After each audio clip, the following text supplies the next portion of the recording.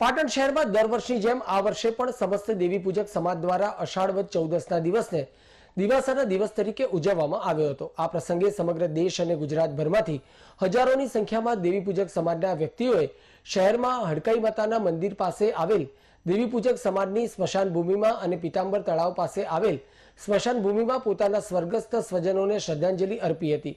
ત્યારે સ્મશાન ભૂમિમાં મહિલાઓએ પોતાના સ્વજનોને યાદ કરી હૈયાફાટ રુદન કરી અશ્રુભીની શ્રદ્ધાંજલિ આપતા સમગ્ર વાતાવરણમાં ગમગીની ફેલાઈ જવા પામી હતી। સમગ્ર પાટણ સહિત ગુજરાત અને દેશના દરેક વિસ્તારમાં વસતા દેવી પૂજક સમાજના લોકોની ઉત્પત્તિ વર્ષો અગાઉ પાટણ શહેરમાં થઈ હોવાનું મનાય છે અને મોટાભાગના દેવી પૂજક સમાજના લોકોના સ્વજનોની અંતિમ ક્રિયા શહેરમાં આવેલ દેવી પૂજક સમાજની સ્મશાન ભૂમિમાં કરવામાં આવે છે, જેથી દેશ અને દુનિયામાં ક્યાંય પણ વસવાટ કરતો દેવી પૂજક સમાજ અષાઢ વદ 14ના દિવસ એટલે કે દિવાસાના દિવસે હજારોની સંખ્યામાં એકત્રિત થઈ તેમના નાના મોટા સ્વજનોને શ્રદ્ધાંજલિ આપવા સ્વર્ગસ્થ સમાધિ દેવી પૂજક સમાજના લોકો હજારોની સંખ્યામાં એકત્રિત થઈ વહેલી સવારથી જ હડકાઈ માતાના મંદિરે નજીક આવેલ સ્મશાન ભૂમિમાં અને પીતાંબર તળાવ પાસે આવેલ સ્મશાન ભૂમિમાં અગરબત્તી અને દીવા કરી ફૂલહાર ચડાવી નારિયેલ વધેરી પોતાના સ્વજનો અને શ્રદ્ધાંજલિ આપવામાં આવે છે। ત્યારે સમગ્ર વાતાવરણમાં ગમગીની ફેલાઈ જવા પામી હતી। શ્રદ્ધાંજલિના પ્રસંગ બાદ સમગ્ર દેવી પૂજક સમાજના લોકોએ આ દિવાસાના પવિત્ર દિવસને ધાર્મિક રૂપે તહેવારના રૂપે ઉજવી પોતાના દૂર દૂરથી આવેલા સ્વજનોની મુલાકાત લીધી હતી। ત્યારે પટની સમાજના વિવિધ સંગઠનો અને પાલિકા તંત્ર દ્વારા હજારોની સંખ્યામાં ઉપસ્થિત લોકો માટે પાણી અને નાસ્તાની વ્યવસ્થા કરવામાં આવી હતી। પોલીસ બંદોબસ્ત ગોઠવવામાં આવ્યો હતો અને સમાજના આગેવાન અને નગરપાલિકાના પૂર્વ પ્રમુખ દિનેશભાઈ પટનીએ આ પ્રસંગે જણાવ્યું હતું કે દેવી પૂજક સમાજ સ્વર્ગસ્થ મૃતક સ્વજનોને યાદ કરવાનો આ દિવાસાનો તહેવાર દેશભરમાં દેવી પૂજકો ગમે ત્યાં રહેતા હોય પણ મૃતકોના અસ્થિકુંભ પાટણ ખાતે લાવતા હોય તેથી પહેલો દિવસ પાટણમાં થાય છે અને અષાઢ વદ અમાસના દિવસે પોતપોતાના વતનમાં આ પર્વની ઉજવણી કરે છે। ગુજરાતભરમાંથી 30થી વધુ બસ મારફતે વહેલી સવારથી જ પાટણ આવી પહોંચ્યા હતા અને ત્યાંથી પટણી સમાજના સ્મશાન ગૃહમાં પોતાના સ્વજનોને શ્રદ્ધાંજલિ આપવા આવ્યા હતા। દિનેશભાઈ પટણીએ જણાવ્યું હતું કે અમે છેલ્લી પેઢીથી અમે અમારા પૂર્વજોને યાદ કરી શ્રદ્ધાંજલિ આપી હતી। અહીંયા દેશ વિદેશથી પણ આવે છે।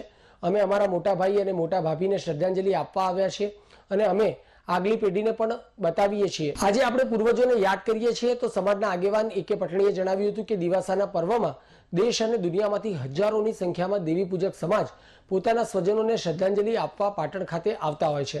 ત્યારે મોંઘવારીના જમાનામાં દેવી પૂજક સમાજમાં કેટલીક રૂઢિચુસ્ત નિયમોને તિલાંજલિ આપવા એક નવતર પ્રયોગ હાથ ધરી સમાજમાં આવતા આગેવાનો અને લોકોની સમાજના કેટલાક દૂષણોને તિલાંજલિ આપવા તેઓની સંમતિ લેવાનો નવતર અભિયાન હાથ ધર્યો હોવાનું જણાવી સગાઈ સહિત વિવિધ ધાર્મિક પ્રસંગોમાં મોંઘવારીના જમાનામાં થતા ખોટા ખર્ચાઓને અટકાવવાના પ્રયાસો હાથ ધરવામાં આવ્યા હોવાનું જણાવ્યું હતું। તો સામાજિક કાર્યકર રમેશભાઈ પટણીએ પણ સગાઈમાં થતા ખોટા ખર્ચાઓને અટકાવવા સમાજને અપીલ કરી હતી અને આ ખોટા ખર્ચાઓને પોતાના બાળકોને સારું શિક્ષણ આપવા, અંધશ્રદ્ધાથી દૂર રહેવા અને પર્યાવરણનું જતન કરવાનું દિવાસાના પવિત્ર પર્વને લઈ સુંદર મેસેજ આપ્યો હતો। પાટણ દેવકાહટ ધામ હડકાઈ માતા મંદિર એટલે આપણું જૂનું પ્રાચીન મંદિર કહેવાય। ત્યાં આગળ લોકો ભારતમાં, ગુજરાતમાં, આજુબાજુમાં વસતા ગમે ત્યાંથી પટણી સમાજે આવતા હોય છે। પોતાના સજ્જનોને ફૂલ, પાન અને એની મનપસંદની વાનગીઓ આપી અને રદન કરે છે। અષાઢ મહિનાની અમાસના આગલા દિવસે પાટણના આ દેવકાહટ ધામ ખાતે અમારા પટણી સમાજનો મહાપર્વ ગણાય એવા દિવાસાનો તહેવાર દર વર્ષે નિયમિત રીતે ઉજવવામાં આવે છે। આ દિવાસાના પ્રસંગે સમગ્ર ગુજરાતમાંથી મોટી સંખ્યામાં સમાજના લોકો જેમના પૂર્વજો જે દેવલોક પામેલા છે, સ્વર્ગવાસ જેમનો થયેલો છે એને શ્રદ્ધાંજલિ આપવા અહીં લોકો એકત્ર થાય છે। આજે પણ મોટી સંખ્યામાં લોકો એકત્રિત થયેલા છે।